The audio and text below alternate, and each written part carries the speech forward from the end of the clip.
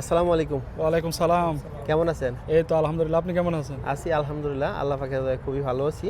আপনার পরিচয়টা দিন ভাইয়া। আমার নাম মেহরাজুল ইসলাম নাইম। আমি কুমিল্লাতে থাকি, কুমিল্লা 14 গ্রাম। একদম গ্রাম অঞ্চল থেকে আসছি, কুমিল্লা 14 গ্রাম গণপতি ইউনিয়ন থেকে আমরা আসছি। তো কতদিন আগে কুয়েতে আসছেন? আমরা আসছি যে এই যে 8-9 মাস হয়েছে। 8-9 মাস হয়েছে। 8-9 মাস হয়েছে কি নতুন বিষয়ে কুয়েতে। আসছেন? আমরা আসছি ড্রাইভিং বিষয়ে আসছি। ড্রাইভিং বিষয়ে। করতেছি। তো এই ড্রাইভিং বিষয়ের সুযোগ সুবিধাটা কেমন একটু যদি বলতেন? নতুন অবস্থায় ড্রাইভিং বিষয় শুরুতে আসলে একটু কষ্ট হয়। যেমন আপনি যদি ড্রাইভিং বিষয় আসেন, শুরুতে লাইসেন্স হওয়ার আগ পর্যন্ত কোনো কাজকর্ম করা যায় না, বসে থাকতে হয়। লাইসেন্সের একটা লম্বা প্রসেস আছে। শুরুতে ধরেন আপনার একটা লাইসেন্সের পূর্ববর্তী প্রসেস, আপনার আই টেস্ট, আপনার মেডিকেল টেস্ট, এগুলাতে সব কিছুতে পাস করার পরে আবার একটা লাইসেন্সের জন্য টেস্ট হয়, ড্রাইভিং টেস্ট। এখানে অনেকগুলা গাথা আছে।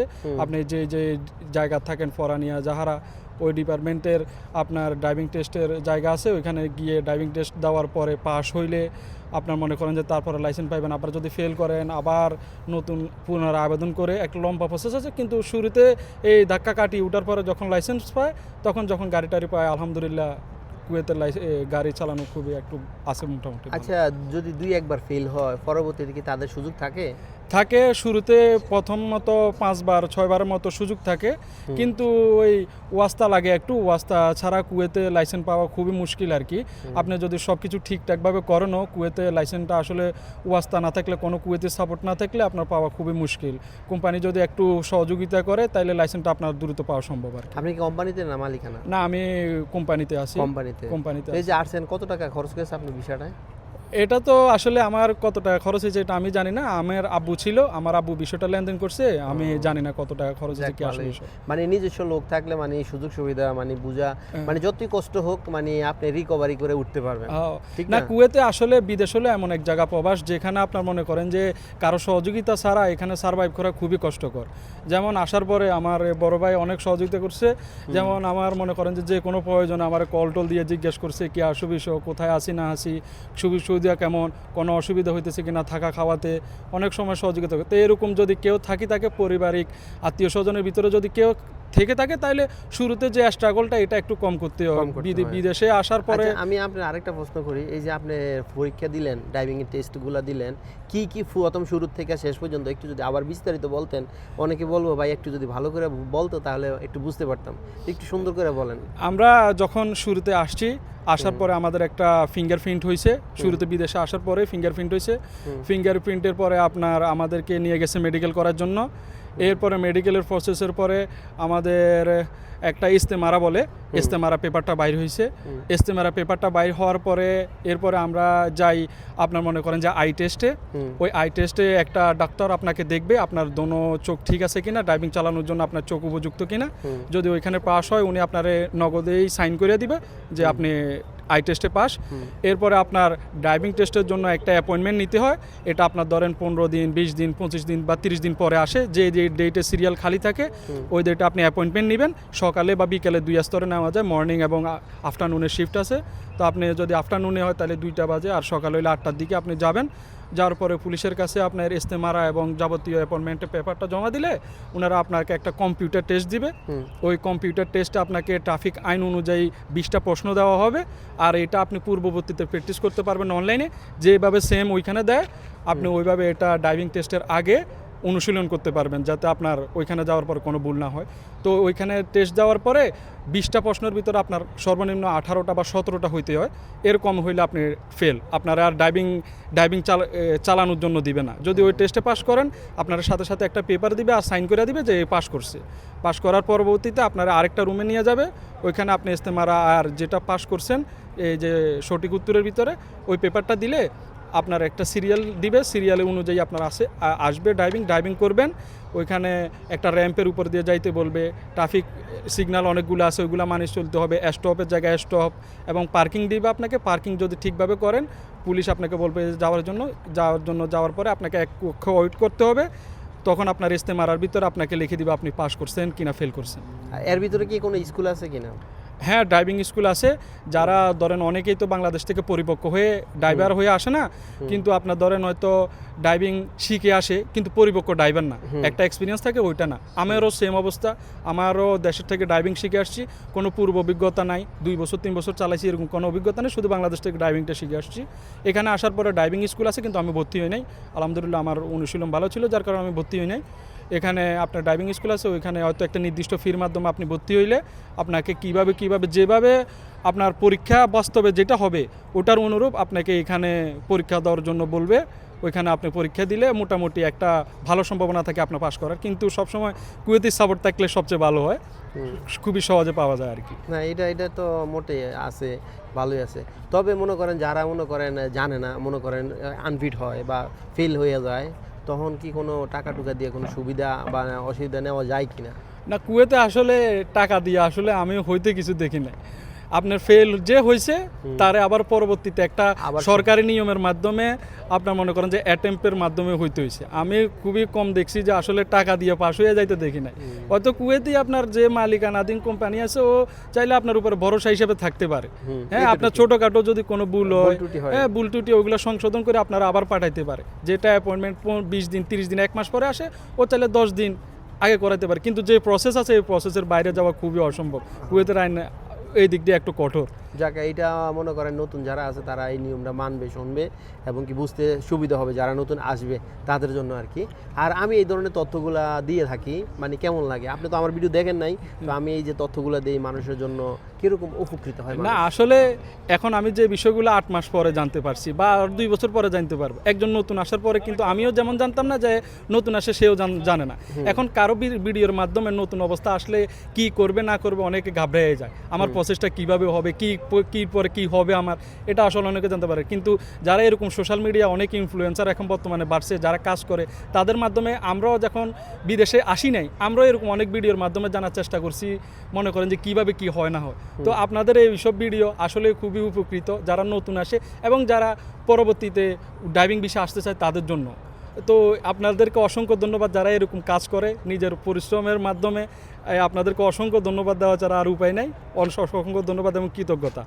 আর আমি আরেকটা কথা বলি, মনে করেন এই যে প্রবাসীরা মনে করেন অনেক সময় অনেক ক্ষেত্রে দেখি আর কি, অনেক ভিডিওতে দেখি প্রবাসীরা 10 বছর 20 বছর করার পরে প্রতারিত হয় পরিবারের কাছে বা আত্মীয় স্বজনের কাছে লাঞ্ছিত হয়। তো আমি বলি আর কি, প্রায় ভিডিওতে নিজে কিছু সেভিং করার জন্য, যারা নিজেকে ভালোবাসে তারাই সেভিং করে। আপনি এই মতটা কি দেখবেন, কি হিসাবে দেখবেন? আসলে আমি নতুন আসছি, এই বিষয়ে মন্তব্য করা খুবই কঠিন, কিন্তু তারপরেও আমি মনে করি যে সব কিছুর আড়ালে নিজের কিছু সঞ্চয় থাকা খুবই জরুরি। আপনার দেশে গেলেন, হ্যাঁ নিজের কিছু সঞ্চয় থাকলে নিজের ইচ্ছা মতো নিজের, মানুষের থাকে না একটা ইচ্ছা কোথাও ঘুরতে যাবেন কোথাও যাবেন, ওইটা নিজের ইচ্ছার মাধ্যমে আপনি করতে পারবেন। কারোর কাছে প্রশ্ন করতে হইলো না, কিছু করতে হইলো না, টাকার দরকার এতের কাছে ওর কাছে কারো কাছে চাওয়া লাগলো না। যেহেতু নিজে ইনকাম করতেছি, 2-4 পয়সা যদি নিজে সেভিংয়ে রাখেন, আমার মতে এটা ভালো। কিন্তু এখন আমি নতুন আসছি, আসলে বড় পরিসরে এখনো বুঝার অভিজ্ঞতা হয় নাই, কিন্তু আমার মতে সেভিং করা ভালো। সেভিং করা ভালো, কারণ ভবিষ্যতে মানে আপনার প্রয়োজনে আপনার লাগবে, আপনার নিজের প্রয়োজনে আপনার কারো কাছে চাইতে হবে। এই যে এখন আপনি আসছেন নতুন, আপনি যদি 2 বছর বা 3 বছর বা 5 বছর পরে যখন দেশে যাবেন, বিয়ে শাদী করবেন, তখন কিন্তু আপনার ওই সেভিং এর কথা মনে থাকবে। হ্যাঁ, বলে ভাই তো আমার একদিন বলছিল সেভিং করার জন্য, আমি তো গুরুত্ব দিলাম না, ঠিক আছে না? এখন বুঝতেন। তো তারপরে মনে করেন আপনি দিন গেল, সময় গেল, টাইম গেল, সব কিছু যাওয়ার পরে দিন শেষে আপনি বুঝলেন, তখন আর বুঝলে লাভ হবে না, ঠিক আছে? আসলে সবারই সেভিং করা উচিত। বর্তমানে যে সিচুয়েশন, আসলে মানুষ যেমন মানবিকতার পাশাপাশি মানুষের পকেটে টাকাও থাকতে হয়, নাইলে চলা মুশকিল। ভালো মন নিয়ে চলা যায় না, আবার ভালো টাকা নিয়েও চলা যায় না, দুটোটার মিশ্রণ লাগে। ভালো মন এবং টাকা দুটোটাই লাগে বর্তমান পৃথিবীতে চলতে গেলে। তো আশা করি আমাদের যেমন সেভিংয়ের পক্ষে মত, বেশিরভাগই সেভিংয়ের পক্ষে মত হবে, যাতে ভবিষ্যতে কোনো বিড়ম্বনায় না পড়তে হয়। যাক, অসংখ্য ধন্যবাদ আপনার মূল্যবান সময় দেওয়ার জন্য। আপনি মাশাআল্লাহ খুব সুন্দর করে গুছিয়ে কথা বলছেন, খুব ভালো লাগছে। আর বিশেষ করে আজকে মনে করেন আপনি প্রায় 1 বছর কাছাকাছি, যেহেতু আপনি আসছেন প্রবাস মাটিতে, তো প্রবাসে আপনি বাংলাদেশে কোন জিনিসটা মিস করেন? আমি সবচেয়ে বেশি মিস করি আমার মা বাবা এবং আমার মনে করেন যে খেলাধুলা। আমি অসম্ভব ভালোবাসি আমার গ্রাম এবং আমার একটা ক্লাব আছে কোতেরা সোলজার ক্লাব, আমি খুবই প্রিয় সংগঠন, এবং আমার মা বাবা অসম্ভব মিস করি। আচ্ছা, আপনার এই যে সংগঠনে যারা আছে, সিনিয়র ভাই, জুনিয়র ভাই বা বন্ধু বান্ধব, তাদেরকে কিছু নাম বলেন, তাদেরকে কিছু আখ্যা দিয়ে বলেন, তাদেরকে কেমন কেমন লাগে বা কেমন মিস করেন একটু বলেন। আমরা যখন একদম ছোট ছিলাম আমার আড্ডা ছিল এবং সবার সাথে খুবই ভালো সম্পর্ক ছিল। আমি ছোট বড় সবার সাথে আমার খুবই ভালো সম্পর্ক ছিল এবং ওরাও আমাকে খুব ভালোবাসতো, আমি ওদেরকে খুব ভালোবাসতাম, বড় ভাই এবং ছোট ভাই সবাইকে। বড় ভাইরা খুবই স্নেহ করতো। আমার কয়েকজন বড় ভাই আছে যেমন মুন্না ভাই, নিশাদ ভাই, উনারা সহ আরও অনেক অনেক নাম বললে এখানে বিস্তর, ও নাম বললে শেষ হবে না। নাম বলে শেষ হবে না, আবার বলবো আমার নাম বলছো না কেন। হ্যাঁ, কিন্তু সবাই খুবই আন্তরিক, সবাই খুবই আন্তরিক ছিল, সবাই খুবই ভালোবাসতো আমাকে। এবং আমার ছোট ভাই যারা আছে তারাও আমাকে খুবই খুবই ভালোবাসতো, ওদের সাথে কাটানো সময়গুলো খুবই মিস করি। আর আপনার বেস্ট ফ্রেন্ড বা ফ্যান সার্কেল যারা আছে তাদের আমার একজন বেস্ট ফ্রেন্ড কয়েকজন 4-5 জন আছে, তার মধ্যে সবচেয়ে বেস্ট ফ্রেন্ড হলো নিজুম আজিম নামে একজন আছে, ওকে আমার মানে একদম রক্তের ভাই বলতে পারেন। আর এছাড়া দীপু আছে, সৌরভ আছে, শিয়াব আছে। আমার চাইল্ডহুডের যদি ফ্রেন্ডস বলতে কেউ থাকে 4-5 জন। আর এখানে সজীব একজন আছে আমার সাথে আছে, ও পার্কে আছে, ও আমার সাথে স্কুলে পড়ছে। ওরাই হলো একদম কোর আমার বন্ধু বলতে যাদেরকে চিনি আর কি।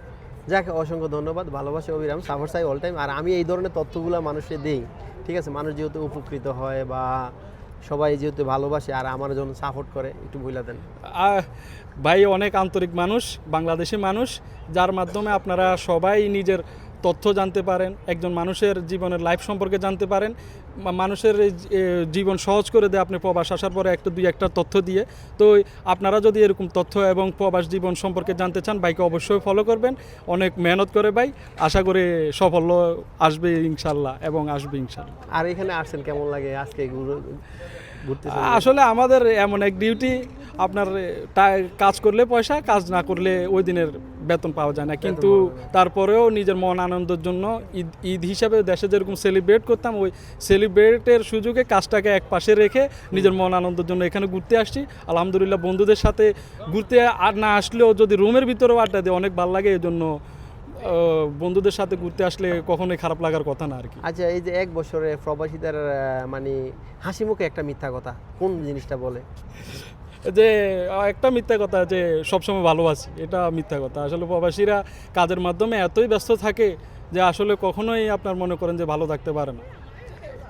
এত ভালো থাকতে পারে না, ভালো থাকে কিন্তু সব সময় না। এটা মানে কিছু কিছু ক্ষেত্রে মিথ্যা হয়ে যায়, কারণ এত কাজের প্রেশার সব কিছু নিয়ে সবসময় আসলে ভালো থাকা খুবই সম্ভব না আর কি।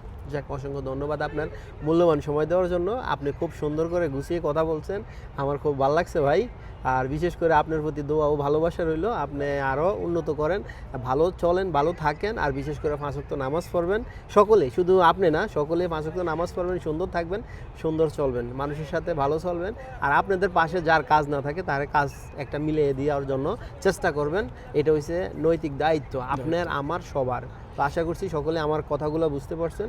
যার কাজ নাই তারে হেল্প করবেন, কি বলেন? ইনশাল্লাহ আমরা তো নতুন আসছি, এত কিছু এখন কুয়েতের পরিস্থিতি এখনো বোঝা হয় না। ইনশাল্লাহ যখনই যে মুহূর্তে কোনো বাংলাদেশি বা বৈদেশিক যেই হোক, যে বিপদে আছে তাকে যদি সাহায্য করার কখনো সুযোগ হয়, ইনশাল্লাহ অবশ্যই সাহায্য করবো। যাক, অসংখ্য ধন্যবাদ আপনাকে, অসংখ্য ধন্যবাদ আমার ইন্টারভিউ নেওয়ার জন্য এবং আপনি এই সুন্দর পেজের মাধ্যমে এগুলো তুলে ধরার জন্য আপনাকে অসংখ্য ধন্যবাদ। আর আমরা আছি আজকে কিন্তু এই জায়গাটার নাম হয়েছে কুয়েত ইন্টারন্যাশনাল শহীদ পার্ক। এটা খুবই সুন্দর, মানে খুবই আনন্দময় একটা সময় কাটানোর জন্য যারা আসতে চান ইনশাল্লাহ আসতে পারেন। খুবই ভালো একটা জায়গা, কি বলেন? আপনাদের কেমন লাগছে এই জায়গাটা? না, এই জায়গা খুবই ভালো এবং আপনার মনে করেন যে মনোরম পরিবেশে আপনার বন্ধুদের সাথে সময় কাটানোর জন্য এই জায়গাটা খুবই পারফেক্ট। এখানে অনেকগুলা আপনার মনে করেন যে কি বলে ঝর্ণা আছে, অনেকগুলো ক্যাফেটেরিয়া আছে, আপনারা চাইলে নাস্তাও করতে পারেন, কফি খাইতে পারেন এবং বন্ধুদের সাথে সুন্দরভাবে বিকাল বেলায় আড্ডা দেওয়ার জন্য এই জায়গাটা খুবই পারফেক্ট। কুয়েত সরকার খুবই সুন্দরভাবে এই জায়গাটারে পরিবেশন করছে, এজন্য কুয়েত সরকারকে অসংখ্য ধন্যবাদ। আচ্ছা, এরকম একটা পার্ক যদি আমাদের দেশে হতো, কত টাকা প্রবেশ মূল্য হতো? মেবি 350-400 টাকা প্রবেশ মূল্য এটা হইতোই, কিন্তু এখানে ফ্রিতে।